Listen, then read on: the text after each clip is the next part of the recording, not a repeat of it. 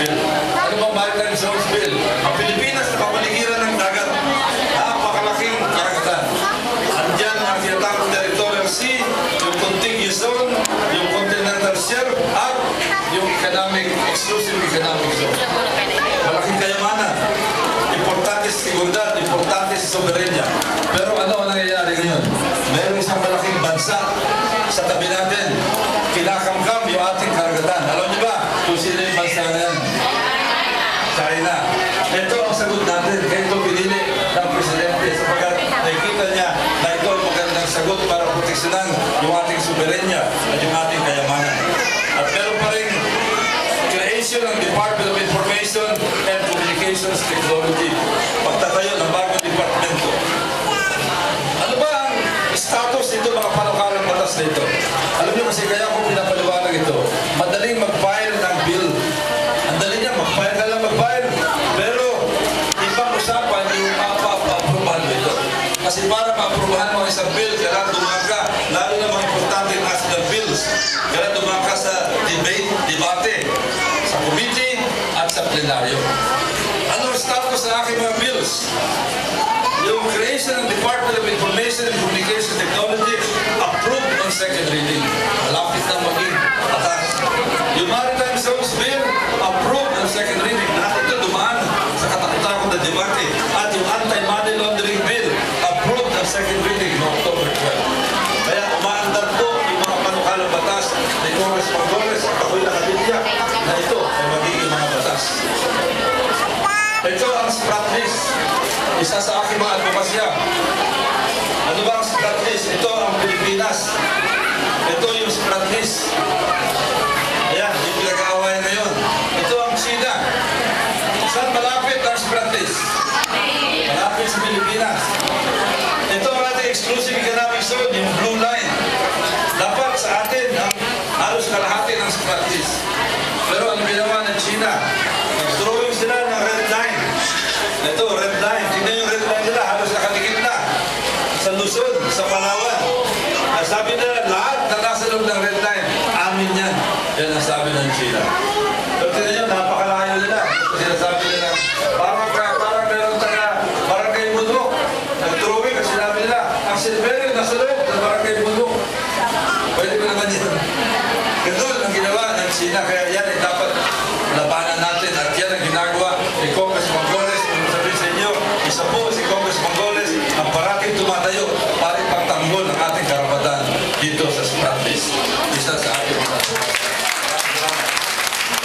yung mga project, ito yung paglilinis ng ilog. Bawat barangay, mga creek 264 na nagsasweldo Department of Labor and Employment. Meron tayong TESTA scholars, 304. Meron tayong CHED scholars, 1,340. Meron tayong PGH referral, 4,930 na kinabang mula ng isang taon. At marami dyan ay galing sa inyo sa First District. Marami ay taga-Silverio Compound. Hindi ko po pinagkakait itong servisyo ito sa mga taga-First District. Pwede po kayong lumapit dito. At meron tayong libreng palibing. Ayokong bagitin ito kasi sa litrato nilang medyo malungkot. Pero hindi natin maiwasan kasi ang sabi nila ang buhay parang awit lamang. Mayroong simula at mayroong katapusan.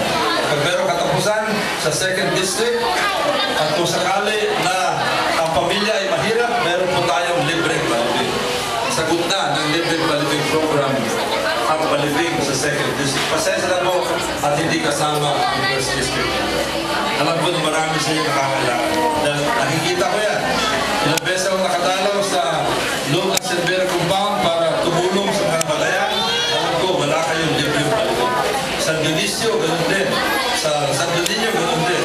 Alam nyo, ang isang congressman may pondo para sa libreng palibing. Lahat po ng congressman. Batanes, Pampanga, Quezon City, Parañaque. Kung gusto niya gamitin yung pondo. Depende sa kanya. Ako, ginusto ko na gamitin ito sapagkat alam ko na ito'y napaka-importante. Isipin nyo, ang mahirap na magayan, nababaon sa utang, matagal bago makaahon, matagal lang na ilibing yung mahal sa buhay, may utang pa rin sila. Kaya ito, ako tuwang-tuwa sa project nito sapagkat marami talaga ang nagiging napamilya. Sana lahat ay ganun klaseng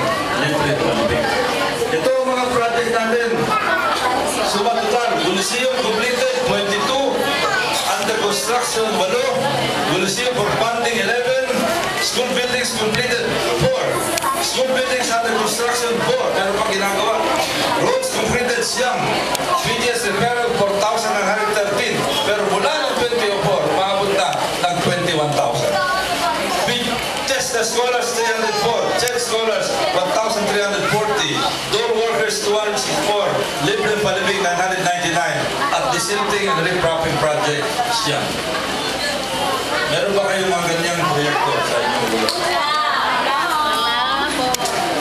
At siyempre, kasama rin tayo sa debate sa plenaryo, pinag-usapan ng RH, nandun tayo, SONA, yung budget, noong isang taon, kung pinisyon na budget, si Speaker Belmonte, nandun po ako. Ito yung grupo na nagtrabaho ng budget ng halos 2 linggo. Ito naman yung noong isang buwan, nagtrabaho ng araw-araw, inabot kami ng halos ating gabi. Andito si Speaker, Majority Leader, at andito po si Congressman Flores. Yan yung mga kongresista na nagpuyat at nagtrabaho ng panahon na yun. Pinag-usapan ng front list, ako po ang tumayo, nag-privilege speech. Foreign affairs para pabilisin ang proseso ng passport. Enerhiya para pababain ang enerhiya, ang cost ng enerhiya.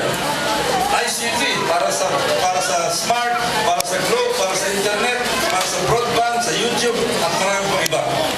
National defense, sa seguridad natin, naharap mo, yung mga admiral at general ng ating gobyerno.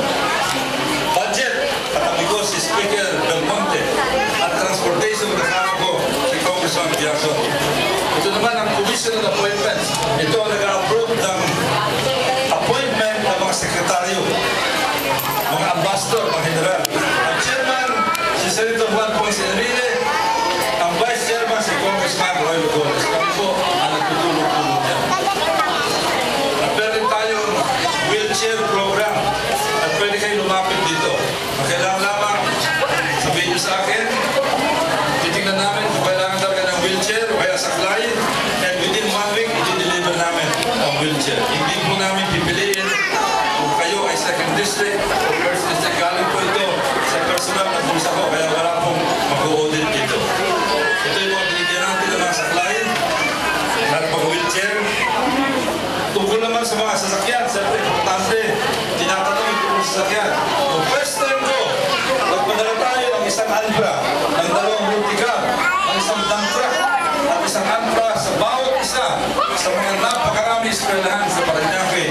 Ang suma total, 84 mahigit ng mga sasakyan. Ganyan karami ang aking pinadala noong unang termino ko. Hindi po 8, hindi 10, kundi 84 na mga ibang klaseng sasakyan. At yan po ang suma total ng aking mga proyekto at programa. Minsan meron nagsasabi, parang napakarami ng project mo, Congressman. Baka naman malaki yung pondo mo. Alam nyo, ang Congressman, pare-pareho ang pondo. Congressman ng Batanes, Congressman ng Pampanga, Congressman ng Metro Manila, ng Cebu, pareho lang po. Pero nagkakaiba sa estratehiya ng mga programa at proyekto. Nagkakaiba sa pagbabalik sa tao. Si Congressman Flores po, iniisip kung ano talaga ang pakikinabangan ng tao. At binabalik ang lahat. Wala pong naiiwan dyan. Binabalik po ang lahat ng pondo na pinagkakatiwala sa akin. At bilang pangwakas, gusto ko sabihin sa inyo, ako po'y matagal na naglilingkod sa gobyerno. Naging Navy officer, naging Deputy Administrator ng Marina, naging Postmaster General, naging Congressman, naging Cabinet Member, Congressman ang mahabang panahon. Malaking pondo ang pinagkatiwala sa akin. Pero ito masasabi ko, si Congressman Goles, kahit na matagal ang isisilbi, ni minsan, kahit isang kusing, wala pong record, hindi nakakaso sa opisina ng ating ombudsman. Malinis po. So yun po aking ulat sa bayan. At nakikita nyo ang ulat sa bayan na hindi lamang para sa 2nd district, kundi para sa 1st district rin at pangbuong Kapuluan. At kung sakaling po na nagustuhan nyo yung aking presentasyon, pakikwento naman sa inyong kapitbahay, sa inyong mga kamag-anak at sa inyong mga kakilala dito sa buong Parañaque. Para malaman din nila kung ano ito mga tinatrabaho at inyong Congressman sa 2nd district. So sa muli po, ako'y nagpapasalamat sa inyo. Nagpapasalamat sa lahat ng mga tumulong sa pag-organize ng meeting na ito. At nakita ko andun si Ka Honesto de Leon,